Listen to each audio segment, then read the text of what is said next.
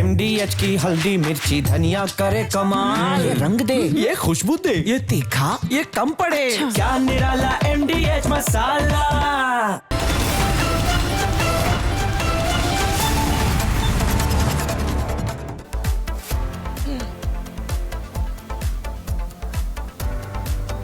नमस्कार दर्शकों, मैं हूं आपके साथ प्रियंका शर्मा।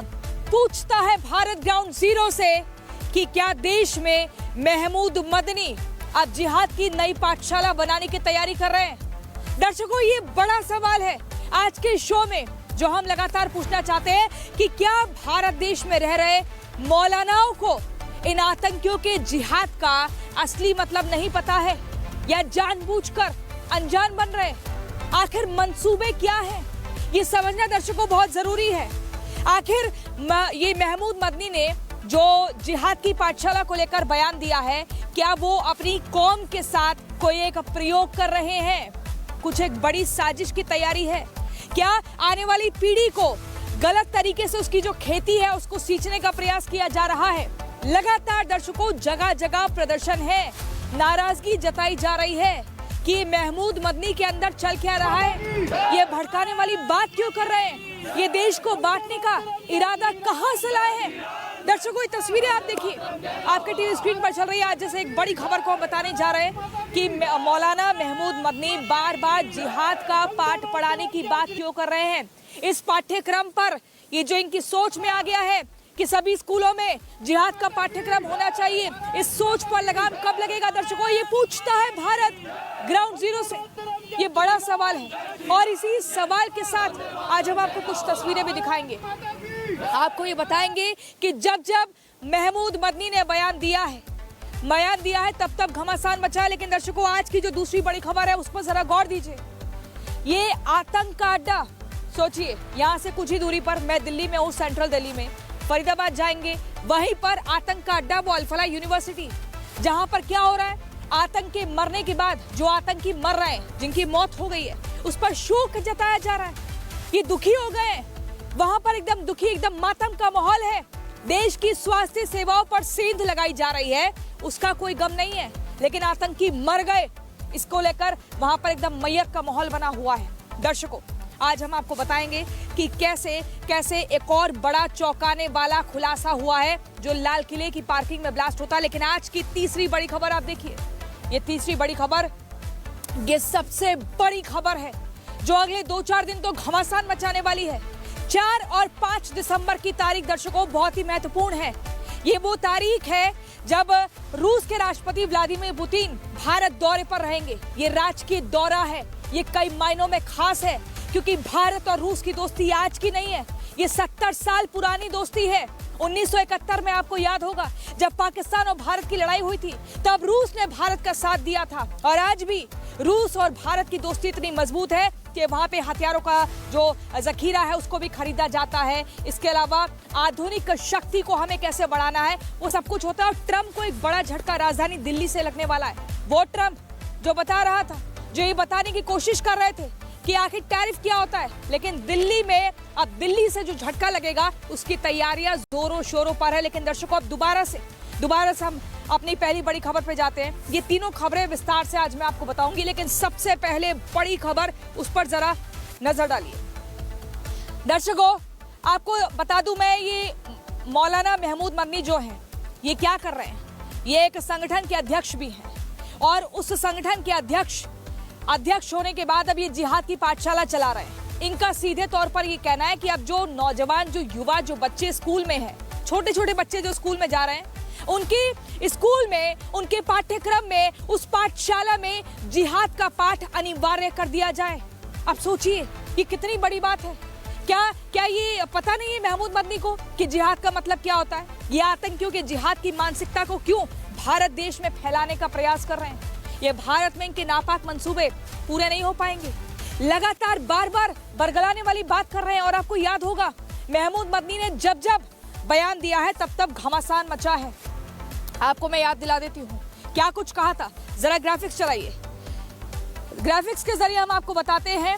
यहाँ सबसे पहले मौलाना महमूद मदनी ने ये कहा कि अब हर एक स्कूल में, हर एक पाठशाला में बच्चों को जिहाद का पाठ पढ़ाया जाए। जब जब जुल्म होगा तब तब जिहाद होगा। ये भी कहा कि सुप्रीम कोर्ट तभी तक सुप्रीम है जब तक वो संविधान और कानून की रक्षा करे। और ये भी कहा कि अगर वंदे मातरम किसी कौम को जबरन कहा जा रहा है तो वो एकदम मुर्दा कौम है।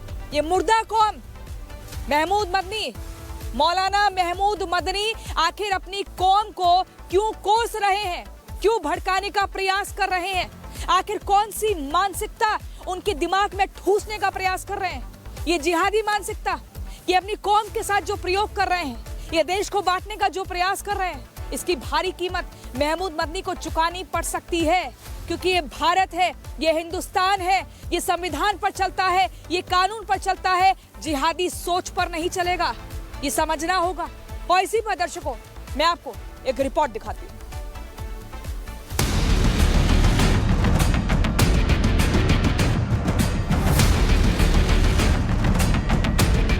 बिल्कुल पढ़ाया जाना चाहिए। सब सारे धर्मों में ये चीज़ मौजूद है और सबको पढ़ाया जाना चाहिए। जमात उलेमाए हिंद के अध्यक्ष मौलाना महमूद मदनी जब भी बोलते हैं नए विवाद को जन्म दे देते हैं। जब जब जुल्म होगा तब तब जिहाद होगा। मौलाना मदनी कभी देश की सर्वोच्च अदालत पर टिप्पणी करते हैं तो कभी स्कूलों में जिहाद पढ़ाने की वकालत। बिल्कुल पढ़ाया जाना चाहिए।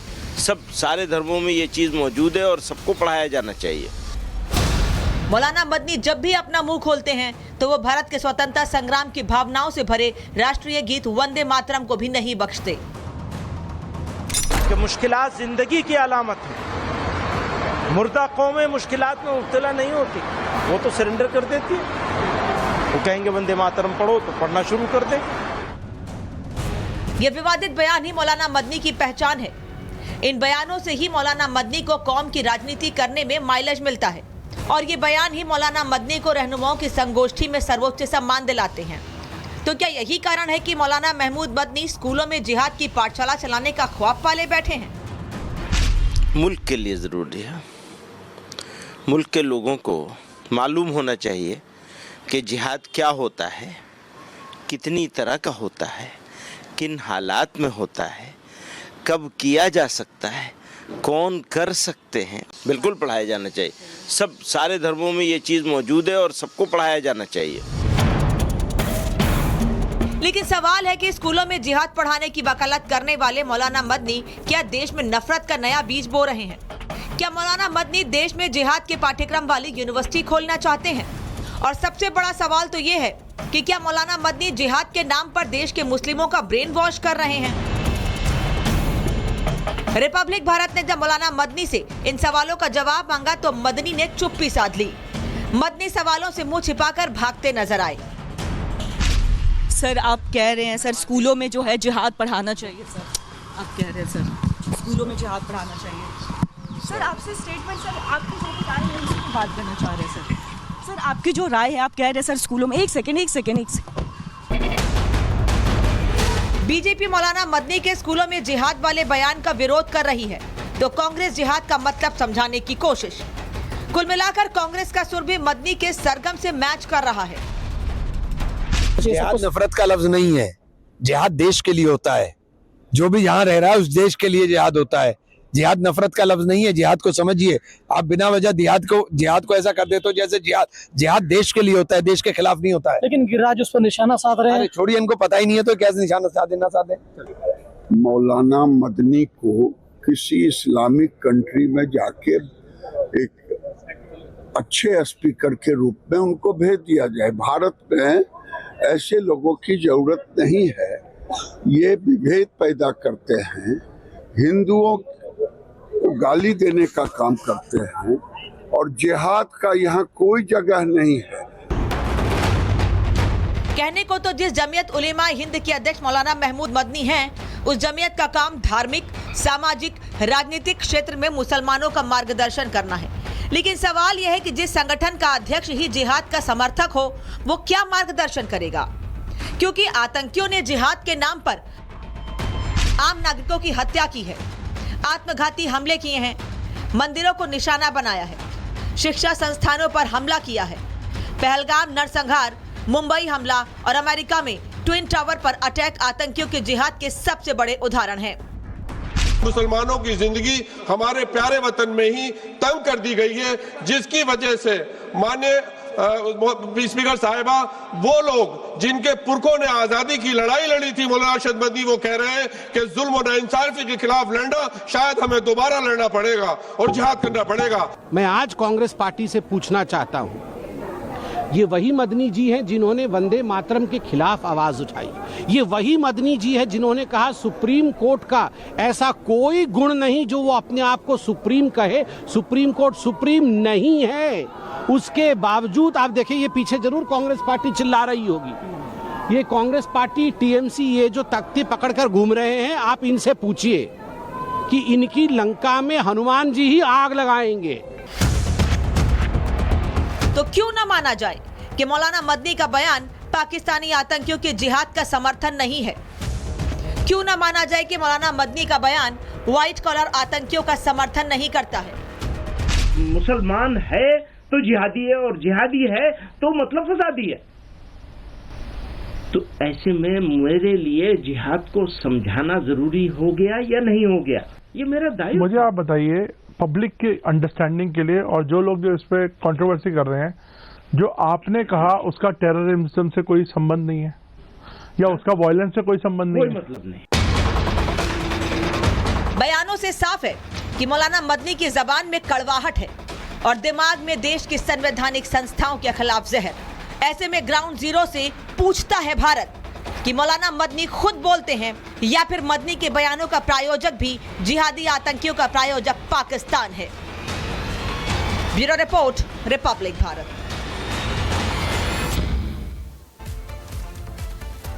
दर्शकों, आज की बड़ी खबर मैं आपको बता दूं, और ये खबर है आतंकियों से जुड़ी हुई, जिनकी पूरी पोल खुल गई है और अल-फलाह में शोक। आतंकियों की मौत होती है, अल-फलाह में शोक क्यों? ये एक बड़ा सवाल है दर्शकों। व्हाइट कॉलर आतंकी मॉड्यूल की पूरी ब्रिगेड और उनकी आतंकी अड्डों को लेकर परत दर परत खुलती जा रही है। और फरीदाबाद में जो अल-फलाह यूनिवर्सिटी है, जहां पर डॉक्टर बनते हैं और डॉक्टर सिखाते हैं, बाकी और जो वहां पर युवा नौजवान सीखने के लिए आते हैं, एक एग्जाम देकर मरीजों को देखा जाता है, वही अल-फलाह यूनिवर्सिटी आतंक का अड्डा बनी है। दर्शकों, इसको लेकर लगातार खुलासे हो रहे हैं। लेकिन इसी बीच एक और चौंकाने वाली खुलासा जो जानकारी आई वो सामने ये कि अल-फलाह का सीधे तौर पर पाकिस्तान से कनेक्शन निकलकर सामने आया है। आपको याद है दिल्ली ब्लास्ट मामले में जो लाल किले की पार्किंग में ब्लास्ट हुआ था, उसी व्हाइट कॉलर आतंकी मॉड्यूल का एक आतंकी बिलाल, ये आतंकी जाकिर बिलाल वानी, जिसको आज पटियाला हाउस कोर्ट में पेश किया गया और उसके बाद उसकी 7 दिनों की रिमांड और बढ़ा दी गई है। जरा ग्राफिक्स के जरिए हम आपको दिखाते हैं। देखिए, आज एनआईए की कस्टडी में अब जा चुका है फिर से जाकिर बिलाल वानी। पहले उसे पटियाला हाउस कोर्ट में पेश किया जाता है, फिर उसके बाद 7 दिनों की एनआईए को रिमांड दे दी जाती है कि आप और 7 दिनों तक लगातार सवाल जवाब करिए, पूछताछ करिए, क्योंकि आज रिमांड खत्म हो गई थी। जो पहले रिमांड मिली थी वो खत्म हो गई थी। लेकिन आपको बता दूं इस आतंकी की खासियत, ये राजधानी दिल्ली में ये हमास वाले पैटर्न में हमला करना चाहता था। हमास ने कैसे अटैक किया, किस तरह की उसने योजना बनाई, उन वीडियोस को अपने मोबाइल फोन में देखता था, कंप्यूटर में देखता था। इसको लेकर भी खुलासा हुआ दर्शकों। और ऐसे में आतंकियों का चुन चुनकर हिसाब किया जा रहा है। जहां पर भी उन्होंने अपने आतंकी अड्डे बनाए, वहां पर भी जांच एजेंसियां पहुंच रही हैं और इनका पूरा ब्रिगेड, इनका पूरा रैकेट, इनके जहां साथी छिपे हुए हैं, अभी भी वो जांच का दायरा बढ़ रहा है। दिल्ली से लेकर हरियाणा से लेकर जम्मू कश्मीर और उसके बाद पाकिस्तान, ये सब कुछ एक्सपोज हो चुके हैं। देखिए रिपोर्ट।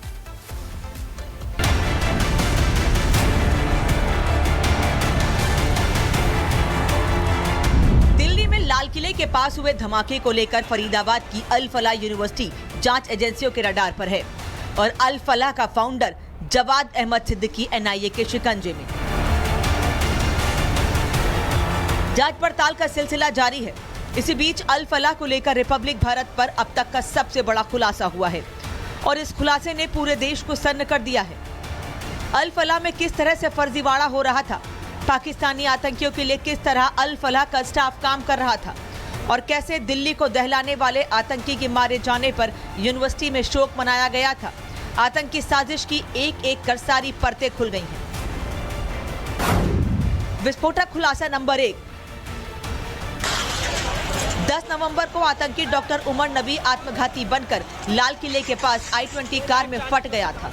लेकिन अब यूनिवर्सिटी के पूर्व स्टाफ मेंबर ने यह खुलासा किया है कि आतंकी उमर के मारे जाने के बाद अल फलाह में शोक की लहर दौड़ गई है। अल फलाह के स्टाफ ने मातम मनाया था। जब वो मरा था ना डॉक्टर उमर, उसका शोक मनाया गया था, ऐसा सुना मैंने। अच्छा, ये जो दिल्ली ब्लास्ट वाला उमर का शोक मनाया गया। हाँ, मतलब 10 तारीख को ब्लास्ट हुआ उसके बाद। हाँ। अच्छा, और ये वही कश्मीरी जो स्टाफ है वो सब लोग करते हैं, क्योंकि वहाँ पे ऐसा ही हुआ है। विस्फोटक खुलासा नंबर 2। अल फलाह यूनिवर्सिटी में व्हाइट कॉलर आतंकियों को दाना पानी मिलता था। आतंक के इसी अड्डे पर देश को दहलाने के स्क्रिप्ट पर काम किया जाता था। और सबसे बड़ी बात, अल फलाह का जिहादी स्टाफ हिंदुओं से नफरत और पाकिस्तान के समर्थन में नारेबाजी करता था। कैसा, मतलब अगर आप मुझे बता पाएं कि किस तरीके का व्यवहार हिंदू स्टाफ के साथ होता था? उसमें तो यही था कि कुछ स्टाफ था वो वहाँ के लिए सपोर्ट करता था। कहाँ के लिए? पाकिस्तान के लिए सपोर्ट करता था। क्या नारेबाजी होती थी क्या कैंपस में पाकिस्तान? हंसी मजाक में कुछ ऐसे ही बोलते थे। बुला रखे थे। मतलब क्या नारेबाजी पाकिस्तान की पढ़ाई करते थे? हाँ। विस्फोटक खुलासा नंबर 3। जवाद अहमद सिद्दीकी की अल फलाह यूनिवर्सिटी सिर्फ आतंक का अड्डा ही नहीं थी, बल्कि स्वास्थ्य सेवाओं के लिए चलाई जा रही सरकारी योजनाओं में सेंध लगाने का केंद्र बन गई। अल फलाह के पूर्व कर्मचारी ने खुलासा किया है कि अल फलाह का मैनेजमेंट रोज फर्जी मरीजों की 100 से 150 फाइल बनाकर देश को ठगने का काम करता था। लक्ष्मण जी, आप भी इसमें अल फलाह यूनिवर्सिटी में काम करते थे पहले? हाँ, किया था पहले। अच्छा, तो इस तरीके का था क्या वहाँ पे कि फर्जी फाइल्स वगैरह ये लोग बनाते थे? अगर आप मुझे कुछ बता पाए जो आपने काम करते हैं। मेरे पास एविडेंस रखे हुए हैं। क्या एविडेंस है? वो फेक फाइल। अच्छा, किन की ये फेक फाइल होती थी? पेशेंटों की होती थी। मतलब किसी पर्टिकुलर रिलीजन की, या वो फेक फाइल बनाते ही थे? फेक फाइल पर स्टाफ 5 फाइल बनती थी पर नाइट में। अच्छा, मतलब हर एक स्टाफ को बोला जाता था कि वो रात में 5 फाइल बनाए। ऐसा कितने स्टाफ के साथ होता था? सभी स्टाफ जो नाइट ड्यूटी में था। अच्छा, तो एक रात में फिर कितनी फाइल बन जाती होंगी? 100 से 150 फाइल तो आराम से बन जाती है। अल फलाह यूनिवर्सिटी के पूरे आतंकी तंत्र का पर्दाफाश हो चुका है। अल फलाह की फंडिंग की जांच की जा रही है। आतंकी शाहीन शाहिद उर्फ जैश ए मोहम्मद की मैडम सर्जन को पाकिस्तान और मिडिल ईस्ट से टेरर फंडिंग होती थी। ऐसे में सवाल यह है कि क्या जवाद अहमद सिद्दीकी के साथ मिलकर मैडम सर्जन और आतंकी मुजम्मिल अल फलाह के स्टाफ को पाकिस्तान का समर्थन करने के लिए तैयार करते थे? क्या फर्जी मरीजों की फाइल बनाकर देश की सरकारी स्वास्थ्य सेवाओं में सेंध लगाने का ब्लूप्रिंट भी अल फलाह के मैनेजमेंट को आतंकी शाहीन और मुजम्मिल ने ही दिया था? और सवाल तो ये भी है कि क्या मरीजों की फाइल वाले फर्जीवाड़े से जो काली कमाई होती थी उसे अल फलाह का फाउंडर जवाद यूके वाले अपने बेटे की कंपनी में ट्रांसफर कर देता था? सफेदपोश आतंकियों के अल फलाह यूनिवर्सिटी से गठजोड़ का भंडाफोड़ हो चुका है। NIA यूनिवर्सिटी के 30 से ज्यादा डॉक्टर्स का बयान दर्ज कर चुकी है। पता लगाया जा रहा है कि अल फलाह के स्टाफ, डॉक्टर्स और बाकी कर्मचारियों को पाकिस्तान प्रेमी बनाने में सबसे बड़ा रोल अल फलाह के फाउंडर जवाद का है, या फिर अल फलाह से गिरफ्तार किए गए आतंकी डॉक्टर मुजम्मिल और शाहीन का। Bureau report, Republic Bharat. दर्शकों, आपको आज की अगली बड़ी खबर मैं बता दूं, ये बहुत बड़ी खबर है। 5 दिसंबर मोदी रोकेंगे बॉम्बर। देखिए, 4 दिसंबर की तारीख बहुत खास होने जा रही है, क्योंकि भारत, जी हां, भारत की सरजमी पर रूसी राष्ट्रपति व्लादिमीर पुतिन पहुंचने जा रहे हैं। ये उनका राजकीय दौरा जब शुरू हो जाएगा। लेकिन खबर ये नहीं है, खबर ये है कि इस दौरे पर नजर किसकी है? अमेरिका, यूरोपियन यूनियन, चीन और पाकिस्तान। आखिर इनकी नजर क्यों है? क्योंकि आप देखिए अमेरिका की नजर है कि रूस और भारत के जो ये रक्षा सौदे होंगे, वो क्या रक्षा सौदे होंगे, तो उस पर अमेरिका ने नजर गड़ा रखी है। यूरोपियन यूनियन की नजर क्यों है कि भाई रूस और यूक्रेन का जो युद्ध हो रहा है तो इस पर भारत की तरफ से क्या कुछ फैसला रूस के साथ मिलकर लिया जा सकता है, क्या कुछ नतीजा निकलेगा। ये तीसरा पॉइंट क्यों महत्वपूर्ण है, चीन की नजर इसलिए है इस दौरे पर कि भारत और रूस के जो संबंध मजबूत हो रहे हैं, जो व्यापक हो रहे हैं, वो संबंध किस दिशा में और आगे जाते हैं, बायलैटरल टॉक होती है और किन किन मुद्दों पर सहमति बनती है। लेकिन चौथा पॉइंट आप देखिए, पाकिस्तान की हवा निकली हुई है। पाकिस्तान डरा हुआ है कि अब रूस से आधुनिक हथियार मिल जाएंगे, आधुनिक उपकरण मिलेंगे भारत को, तो ऑपरेशन 2.0 में इस्तेमाल हो सकते हैं। तो ऐसे में लगातार इन देशों की नजर बनी हुई है। लेकिन मैं आपको बता दूं दर्शकों कि ये जो दौरा है किन मायनों में खास और होने जा रहा है, ये रिश्ते कितने पुराने हैं, देखिए इस रिपोर्ट में।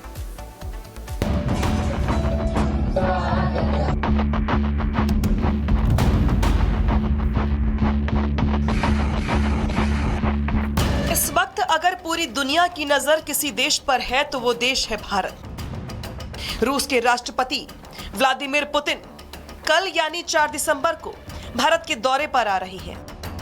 भारत के मंच पर दो दोस्त पुतिन और पीएम मोदी मुलाकात करेंगे। भारत और रूस के बीच दोनों सुपर पावर नेता कई सौदों पर साइन करेंगे और मिर्ची लगेगी तथा कथित सुपर पावर अमेरिका को।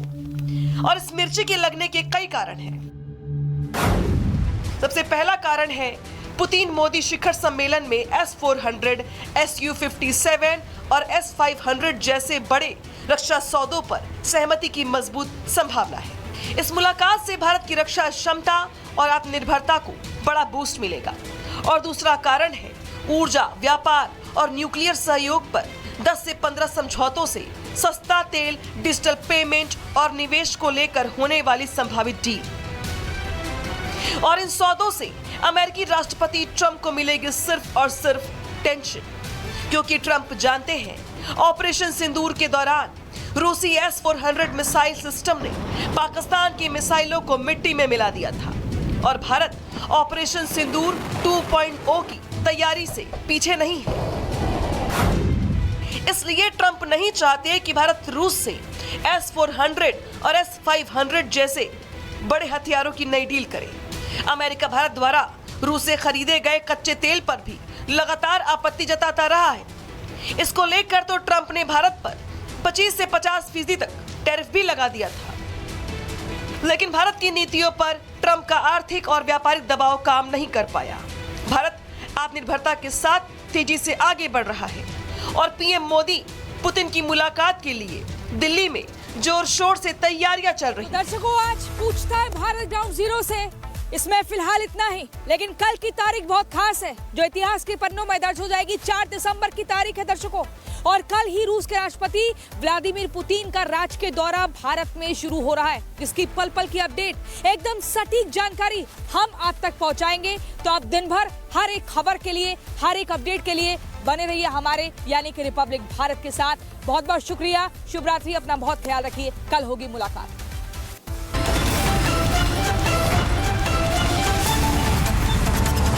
अब आया असली स्वाद। अब आया स्वाद। जब स्वाद के पड़े हो लाले तो MDH का चंकी चाट मसाला डालें। MDH का चंकी चाट मसाला। MDH